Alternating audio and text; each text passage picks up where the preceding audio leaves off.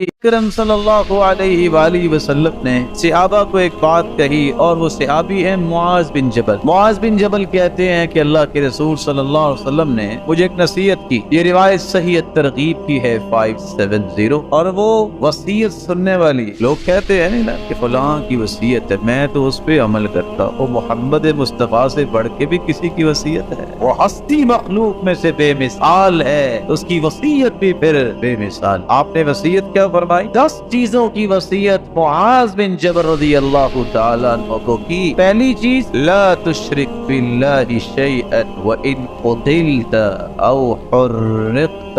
معاذ تیرے ٹکڑے کر دیے جائیں، تجھے آگ میں جلا کے راکھ بنا دیا جائے، زندگی کے آخری رمق تک شرک نہ کر۔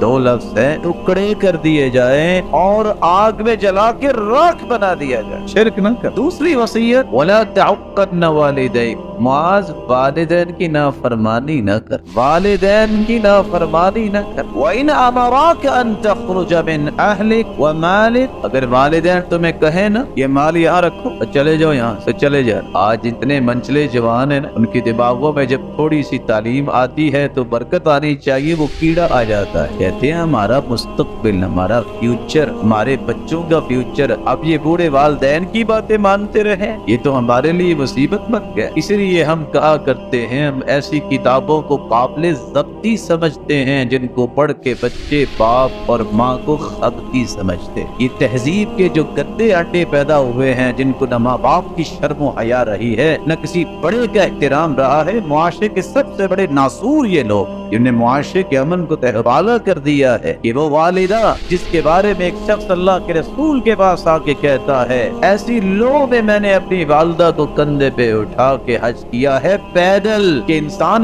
بگڑ رہا تھا لیکن میں نے اپنی ماں کو کندھے پہ اٹھا کے حج کیا ہے۔ اللہ کے رسول بتائیں، میں نے حق ادا کر دیا؟ آپ نے جواب دیا، وَلَوْ بِزَفْرَةٍ وَاحِدَةٍ، ماں نے جو تیری ولادت اور تیری پرورش میں تکلیفیں اٹھائی ہیں، تم ایک تکلیف کا بھی بدلہ نہیں چکا سکتے۔ لیکن یہ باتیں ڈائجسٹ پڑھنے سے تو نہیں آتی، یہ باتیں تو قرآن و حدیث پڑھنے سے سمجھ آتی ہیں، جس کے قریب نوجوان جانے سے آج کل گریزاں ہیں کہ چھوڑو جی، یہ تو مسیطڑوں کی باتیں ہیں، اب ہمیں اپنے فیوچر کو بلڈ کرنا ہے۔ کیا بلڈ کرتے ہیں وہ آپ کے سامنے۔ میرے صحابی، ایک شرک نہ کرنا ہے کہ والدین کی نافرمانی نہ کرنا۔ تیسری وصیت، وَلَا تَتْرُكَنَّ صَلَاةً مُتَعَمِّدًا، میرے صحابی نماز نہ چھوڑنا۔ دوسری روایت میں آتا ہے، مَن تَرَكَ الصَّلَاةَ مُتَعَمِّدًا فَقَدْ كَفَرَ، جو جان بوجھ کر نماز کو چھوڑ دیتا ہے وہ تو کافر ہو جاتا۔ تیسری وصیت، نماز فرض نہ چھوڑ۔ رسول اکرم صلی اللہ علیہ وآلہ وسلم نے ساتھ یہ بھی فرمایا، صرف کفر کی بات نہیں کی، فرمایا فقد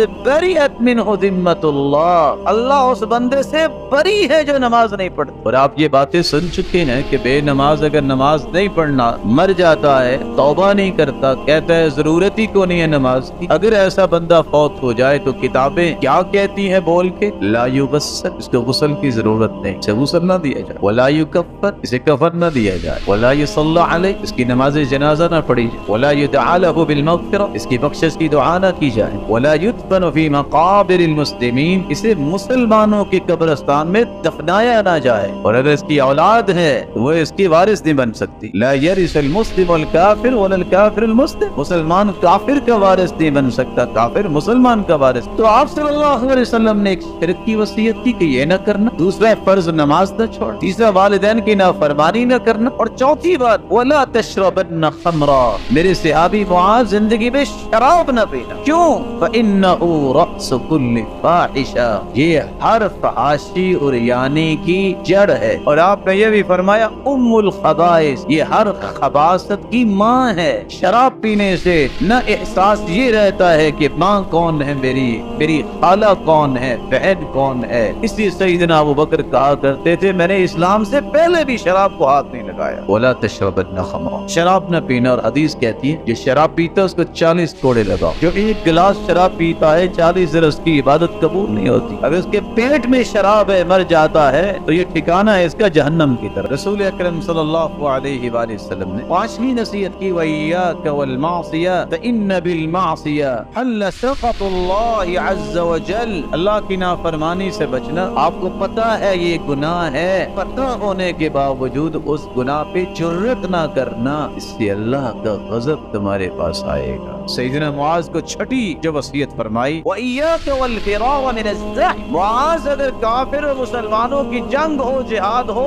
بزدل نہ بننا، پیٹھ دکھا کے نہ بھاگنا، ثابت قدمی دکھانا۔ مومن بزدل نہیں ہوتا، بہادر ہوتا ہے۔ 7ویں وصیت اللہ کے رسول نے فرمائی وَإِنْ هَلَكَ النَّاسُ، لوگ سارے مارے بھی جائیں نا تو تم ڈٹے رہے۔ آپ صلی اللہ علیہ وآلہ وسلم نے یہ بھی فرمایا وَأَنفِقْ عَلَىٰ عِيَالِكَ مِنْ طَوْلِكَ، معاذ میری نصیحت یہ ہے کہ بخیل نہ بننا، جو تیرے پاس مال ہے اپنی بیوی بچوں پہ خرچ کرنا، جوڑنا کس کے لیے؟ گھر کو برباد کر لو اپنی بخیلی اور کنجوسی کی وجہ سے۔ اس سے بڑا بھی کوئی ناکام انسان ہے کہ وہ چند ٹکوں کے پیچھے جو ہے وہ اپنا گھر اجاڑ لے۔ سچ کہا تھا سلیمان علیہ السلام نے المؤمن والمؤمنہ، مومن اور مومنہ کی شان یہ ہے تبنی بیتہا ویبنی بیتہ، مومن ہمیشہ اپنے گھر کو بنانے اور مضبوط کرنے کے چکر میں رہتا ہے، والمنافق یہدم بیتہ وتہدم بیتہا،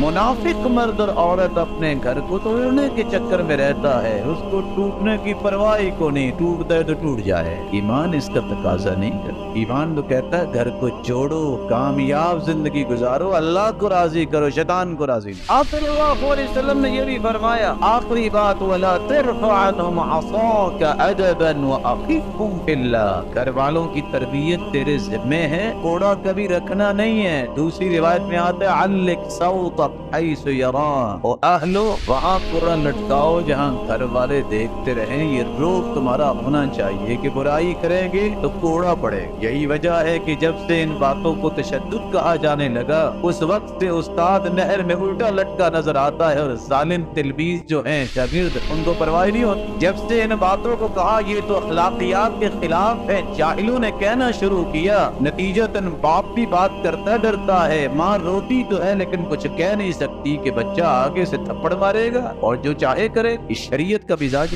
شریعت تو کہتی ہے لا یقاد الوالد بولدی، باپ اگر بچے کو قتل کر دے اس سے قصاص نہیں لیا جائے گا۔ سبب کیا ہے؟ باپ بیٹے کو قتل کرتا ہی نہیں ہے، یہ ظالم اولاد ہی ہوتی ہے جو والدین کو مارتی ہیں، جان چھوٹے اور ہم وراثت کے مالک بنے۔ شریعت ہے تو یہ ہے وَأَخِفْهُمْ فِي اللَّهِ، بیوی بچوں کو اگر ڈرانا ہے تو اللہ سے ڈراؤ۔ ڈرانے کا یہ نہیں ہے کہ اگر تم فلاں کے گھر میں چلی گئی نا اپنی بہن کے اور فلاں اپنی ماں اور باپ کے بھائی کی تو تمہیں طلاق ہے، یہ کوئی ڈر کا اصول نہیں ہے۔ ڈرانا ہے تو اللہ کے بارے میں ڈراؤ کہ یہ کرنا گناہ ہے، کہیں اللہ کا عذاب نہ آ جائے، یہ کرنے سے اللہ ناراض ہوتا ہے، یہ کرنے سے اللہ کا غضب آ جائے گا، یہ کرنے سے اللہ ذو الجلال رحمتیں روک لے گا۔ وَأَخِفْهُمْ فِي اللَّهِ، اللہ کے بارے میں گھر والوں کو ڈراؤ۔ اللہ ذو الجلال ان 10 نصیحتوں کو سمجھنے اور اس کے مطابق عمل کرنے کی توفیق عطا